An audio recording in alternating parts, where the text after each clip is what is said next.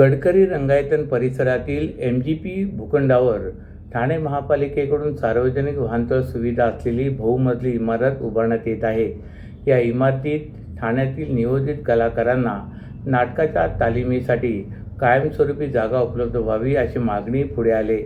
गडकरी रंगायतन परिसरातील एमजीपी भूखंडावर ठाणे महापालिकेकडून सार्वजनिक वाहनतळ सुविधा असलेली बहुमजली इमारत उभारण्यात येते. शहरातील वाढती वाहनसंख्या आणि पार्किंगची समस्या लक्षात घेऊन हा प्रकल्प महत्त्वाचा मानला जातोय.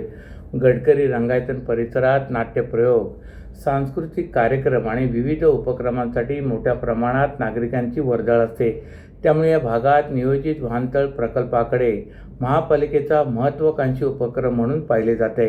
यात प्रकल्पातील पहिला मजला स्थानिक कलाकार, नाट्यकर्मी आणि नियोजित रंगकर्मीसाठी रंगीत तालीम केंद्र म्हणून उपलब्ध करून द्यावा अशी मागणी नगरसेवक सुनील जोशी यांनी महापालिका आयुक्तांकडे केली. गडकरी रंगायतनला लागूनच ही इमारत उभारली जाणार असल्याने कलाकारांसाठी ही जागा अत्यंत उपयुक्त ठरेल असे त्यांनी म्हटले. वाहनतळाची इमारत ही गडकरी रंगायतनला लागून असल्यामुळे तसेच बऱ्याच नाट्यकर्मीची आणि कलाकारांची ही बऱ्याच वर्षापासूनची मागणी असून ती संयुक्तिक असल्यामुळे त्यावर सकारात्मक विचार करून निर्णय घ्यावा अशी मागणी त्यांनी केली. ठाण्यातील अनेक नाट्यसंस्था आणि कलाकारांना तालमीसाठी परवडणारी आणि कायमस्वरूपी जागा उपलब्ध नसल्याची समस्या गेल्या अनेक वर्षापासून आहे. अनेकदा शाळा, सभागृह किंवा खाजगी जागांवर अवलंबून राहावे लागते. त्यामुळे गडकरी रंगायतन परिसरातच तालमीसाठी स्वतंत्र सुविधा निर्माण झाल्यास स्थानिक रंगभूमीला मोठा आधार मिळेल असे जोशी यांनी सांगितले. आमदार केळकर आणि निरंजन डावखरे यांच्या मार्गदर्शनाखाली हा पाठपुरावा सुरू असल्याचे त्यांनी सांगितले. ठाण्याच्या गावदेवी भाजी मंडईला गुरुवारी पहाटे लागलेल्या भीषण आगीत अग्निशमन विभागाचे अधिकारी सागर शिंदे आणि महापालिकेचे कर्मचारी काळू गाडेकर यांचा गुदमरून मृत्यू झाला आहे, तर 2 कर्मचारी जखमी झाले. या दुर्घटनेनंतर आता प्रशासनाच्या निष्काळजीपणाचा मुद्दा ऐरणीवर आला आहे. भाजपचे नगरसेवक सीताराम राणे यांनी ठाणे महापालिका आयुक्तांना पत्र देत नौपाडा प्रभाग समितीचे सहाय्यक आयुक्त महेश कुमार जामनोर यांच्यावर गंभीर आरोप केलेत. या भाजी मंडईमध्ये जवळपास 150 गाळेधारक होते. त्यापैकी 40 ते 45% गाळेधारक हे भाजी विक्रेते होते आणि उर्वरित सर्व कपडे आणि सौंदर्य प्रसाधनांचे विक्रेते होते. इमारतीच्या पहिल्या मजल्यावर ठाणे महापालिकेचे नौपाडा प्रभाग समितीचे कार्यालय आणि जिल्हा उपनिबंधक सहकारी संस्था व उपनिबंधक सहकारी संस्था ठाणे शहर यांचे कार्यालय, तर दुसऱ्या मजल्यावर शासनाच्या कौशल्य विकास विभागाचे कार्यालय होते. तरीसुद्धा या इमारतीच्या चारही बाजूला बेकायदेशीर फेरीवाले, कपड्यांची आणि चपलांची दुकानेवाले डेरा टाकून बसले होते. नौपाडा प्रभाग समितीचे सहाय्यक आयुक्त रोज या मार्गाने जात तरीसुद्धा ही बाब त्यांच्या निदर्शनास का आली नाही असा प्रश्न या निमित्ताने उपस्थित होतोय. नागरिकांनी या इमारतीबद्दल न मिळालेली ओसी, अग्निशमन यंत्रणा योग्य प्रकारे नसल्याची बाब वेळोवेळी निदर्शनास आणून दिले. तरीसुद्धा या विषयावर महानगरपालिका, शहर विकास विभाग आणि प्रभाग समितीचे सहाय्यक आयुक्त हे मूग गिळून का बसलेत याचे उत्तर मिळत नाही असेही त्यांनी म्हटले. नौपाडा प्रभाग समितीचे सहाय्यक आयुक्त महेश कुमार जामनोर यांना फेब्रुवारी ते मे दरम्यान स्वतः 4 ते 5 वेळा फोन करून प्रवेशद्वारासमोरील फेरीवाले हटवण्याची मागणी केली होती. मात्र प्रत्येक वेळी वेगवेगळी कारणे देत कारवाई टाळण्यात आली असा आरोप त्यांनी पत्रात केला आहे. या इमारतीच्या सर्व बाजूने बेकायदेशीरपणे जागा बळकावून ठाण मांडून बसलेल्या या फेरीवाल्यांना या सहाय्यक आयुक्तांचे संरक्षण मिळत होते का अशी शंका निर्माण होते. त्यामुळे या सर्व झालेल्या दुर्घटनेला नौपाडा प्रभाग समितीचे सहाय्यक आयुक्त महेश कुमार जामनोर हे जबाबदार असल्यामुळे त्यांच्यावर तात्काळ निलंबनाची कारवाई करून त्यांना बडतर्फ करावे अशी मागणी करण्यात आली. ठाण्यात काँग्रेसचा सामान्य कार्यकर्ता पुन्हा ताकदीने उभा राहील. पक्षासाठी संघर्ष करणाऱ्या कार्यकर्त्यांना न्याय देत संघटना आणि अधिक आक्रमकपणे रस्त्यावर उतरवली जाईल. जनतेच्या प्रश्नावर आता काँग्रेसचा कार्यकर्ता गप्प बसणार नाही असे प्रतिपादन नवनियुक्त ठाणे जिल्हा काँग्रेसचे अध्यक्ष राहुल पिंगळे यांनी केले. ठाणे जिल्हा काँग्रेस कार्यालयात पार पडलेल्या भव्य पदग्रहण सोहळ्यात माजी खासदार कुमार केतकर, काँग्रेसचे ज्येष्ठ नेते सुभाष कानडे तसेच मावळते अध्यक्ष विक्रांत चव्हाण यांच्या प्रमुख उपस्थितीत राहुल पिंगळे यांनी अध्यक्षपदाची सूत्रे स्वीकारली. यावेळी काँग्रेस प्रदेश पदाधिकारी गजानन देसाई, विश्वास उडगी, मधू मोहिते, अनीस कुरेशी यांच्यासह विविध राजकीय पक्षाचे नेते, पदाधिकारी, कार्यकर्ते, समर्थक आणि ठाणेकर नागरिक मोठ्या संख्येने उपस्थित होते. उपस्थित मान्यवरांनी राहुल पिंगळे यांच्यावर शुभेच्छांचा वर्षाव करत ठाण्यात काँग्रेस संघटना अधिक आक्रमक आणि सक्षमपणे उभी राहील असा विश्वास व्यक्त केला. यावेळी राहुल पिंगळे म्हणाले की ठाणे जिल्ह्यात वाढती महागाई, पाणी टंचाई, बेरोजगारी आणि नागरिकांच्या मूलभूत प्रश्नांकडे सत्ताधाऱ्यांकडून सातत्याने दुर्लक्ष केले जाते. अशा परिस्थितीत काँग्रेसचा प्रत्येक कार्यकर्ता नागरिकांच्या प्रश्नासाठी रस्त्यावर उतरून संघर्ष करेल. पक्षासाठी प्रामाणिकपणे काम करणाऱ्या कार्यकर्त्याचा सन्मान राखला जाईल. संघटना बूथ स्तरापर्यंत मजबूत करून आगामी काळात काँग्रेसला नव्या ताकदीने उभे केले जाईल असा विश्वासही त्यांनी व्यक्त केला आहे. दरम्यान राहुल पिंगळे यांच्या नियुक्तीनंतर ठाणे जिल्हा काँग्रेसमध्ये नव्या राजकीय हालचालींना वेग आला असून कार्यकर्त्यांमध्ये उत्साहाचे वातावरण पाहायला मिळत आहे. ज्ञान, मुझे हेल्थ केयर फील्ड में करियर बनाना है, कोई स्ट्रॉन्ग ऑप्शन है? बिल्कुल है। अभिनव इंस्टीट्यूट का BPTH बैचलर ऑफ फिजियोथेरेपी। आजकल फिजियोथेरेपिस्ट की डिमांड बहुत हाई है। कोर्स रिकॉग्नाइज है ना?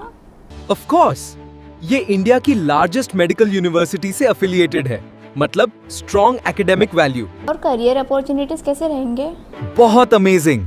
Hospitals, sports clinics, rehab centres और इवन इंटरनेशनल अपॉर्चुनिटीज भी। और सबसे इम्पोर्टेंट, प्लेसमेंट सपोर्ट मिलेगा? बिल्कुल। एक्सपीरियंस्ड फैकल्टीज और प्लेसमेंट गाइडेंस के साथ स्ट्रॉन्ग करियर सपोर्ट मिलता है। Sounds perfect. मैं आज ही अभिनव इंस्टीट्यूट के BPTH कोर्स के लिए अप्लाई करूंगी। तो वेट किस बात का? BPTH एडमिशंस ओपन है, लिमिटेड सीट्स। अभी अप्लाई करो अभिनव इंस्टीट्यूट में। सर्व नागरिकांना आवाहन करण्यात येत आहे की सध्या डासांमार्फत पसरणाऱ्या डेंग्यू या आजाराचा प्रसार रोखण्यासाठी प्रत्येकाने पुढील प्रमाणे कार्यवाही करावी. डेंग्यू आजार एडिस इजिप्ती हा डास चावल्याने होतो. या डासांची पैदास साचलेल्या किंवा साचवलेल्या स्वच्छ पाण्यामध्ये होते.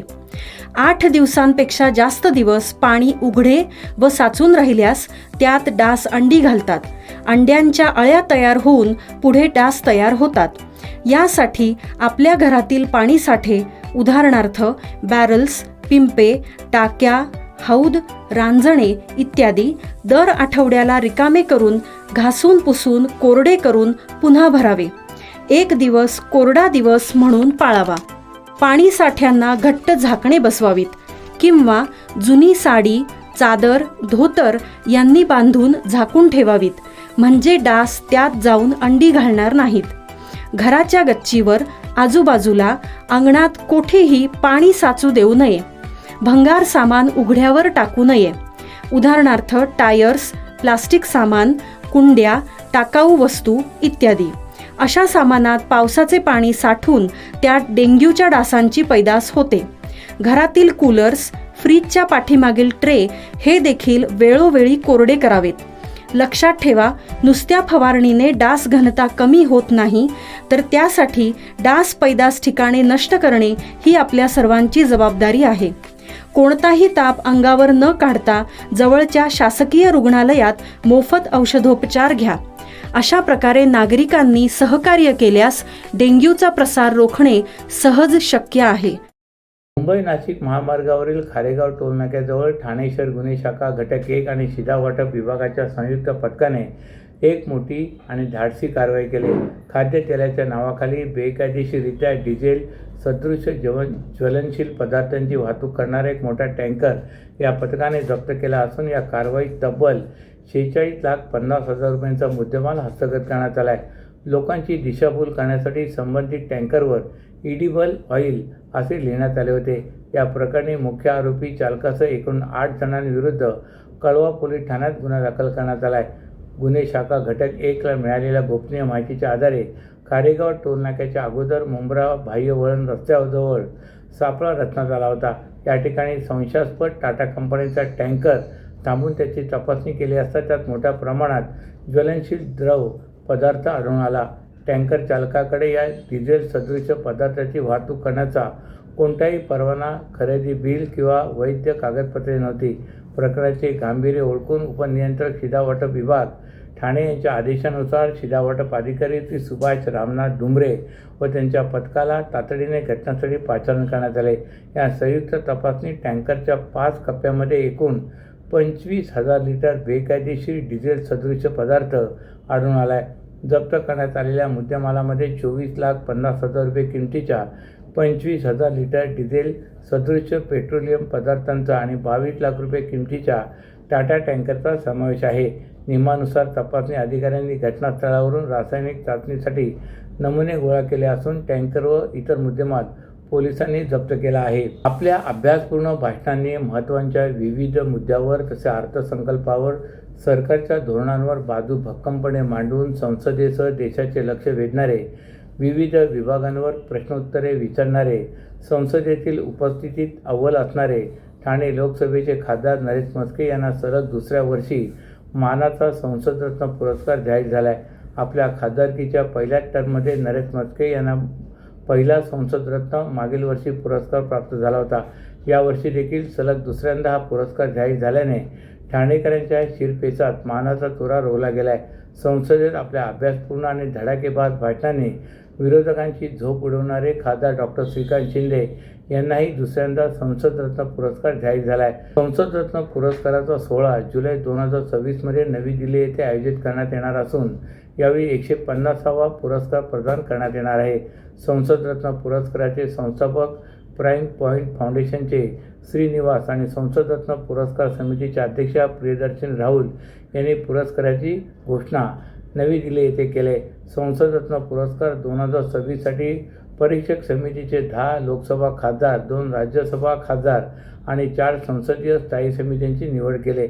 यावर्षी आम्ही 150वा पुरस्कार प्रदान करणार आहोत, अशी माहिती संसदरत्न पुरस्कार समितीच्या अध्यक्षा ॲडव्होकेट प्रियदर्शनी राहुल यांनी दिले.